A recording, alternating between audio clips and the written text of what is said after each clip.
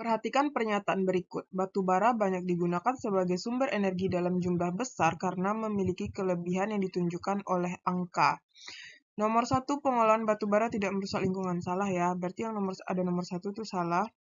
Teknologi penambangan batu bara sudah dikuasai dengan baik, betul. Persediaan batu bara melimpah, enggak. Biaya persatuan energi yang dihasilkan batu bara lebih murah, iya benar. Jadi jawabannya 2 dan 4, yaitu yang D. Nomor 2, salah satu proyek energi terbarukan terbesar di dunia adalah pembangkit listrik tenaga surya di Gurun Sahara yang dirancang untuk menyalurkan energi bersih ke Eropa. Proyek ini dianggap revolusioner karena memanfaatkan sinar matahari yang melimpah di daerah tersebut. Namun, apa tantangan utama yang mungkin dihadapi dalam menerapkan proyek serupa di Indonesia? A. Indonesia memiliki iklim yang terlalu dingin, enggak. B. Keterbatasan lahan, enggak. Kendala cuaca, mendung, dan musim hujan. Nah, ini yang benar ya. Tinggal jawabannya C.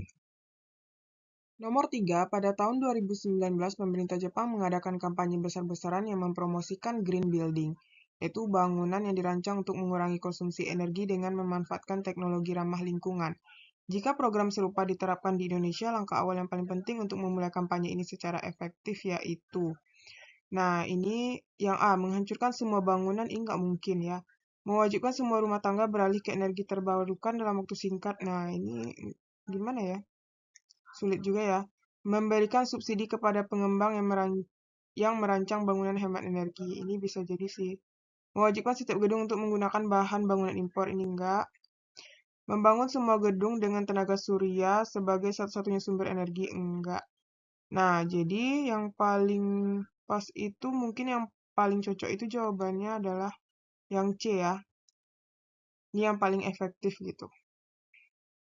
Soal nomor 4, kebutuhan energi nasional setiap tahunnya terus meningkat mengikuti pertumbuhan ekonomi, penduduk, harga energi, dan kebijakan pemerintah. Kebutuhan energi nasional paling besar itu dalam sektor. Nah, sebenarnya kalau kita cari di internet itu ya, terakhir itu tahun 2022, itu yang paling tinggi itu adalah industri. Nah, tapi karena di sini kata kuncinya mengikuti pertumbuhan ekonomi, penduduk, dan harga, jadi yang paling besar itu dalam sektor berarti rumah tangga ya, E. Nah, tapi sebenarnya itu, tapi kalau kita mengacu ke peraturan sumber dari apa namanya tuh, beberapa sumber dia mengatakan industri sebenarnya. Tapi ada beberapa jawaban yang mengatakan rumah tangga. Nah, nanti jadi jawabannya sebenarnya ada 2 sih. Ada beberapa yang menjawab rumah tangga, ada yang beberapa menjawab industri. Tapi kalau rumah tangga ini lebih ke mengacu pada pertanyaan pertumbuhan ekonomi penduduk gitu kan. Tapi kalau misalnya industri ini sesuai dengan apa namanya tuh statistik yang kita baca kalau dari berita-berita ya. Soal nomor 5, di Indonesia konsumsi energi listrik terus meningkat setiap tahun. Tetapi efisiensi energi di sektor rumah tangga itu masih rendah. Berarti efisiensinya rendah ya. Efisiensi rendah. Nah, kalau efisiensi rendah berarti pembuangannya banyak dong. Banyak yang terbuang kan daripada yang terpakai. Nah, kalau banyak yang terbuang daripada yang terpakai berarti alatnya itu adalah alat lama gitu. Alat lama kan. Nah, kalau alat lama berarti di sini untuk meningkatkan efisiensi energi di sektor rumah tangga di Indonesia dapat dilakukan dengan cara mengurangi penggunaan alat-alat elektronik, nggak mungkin ya.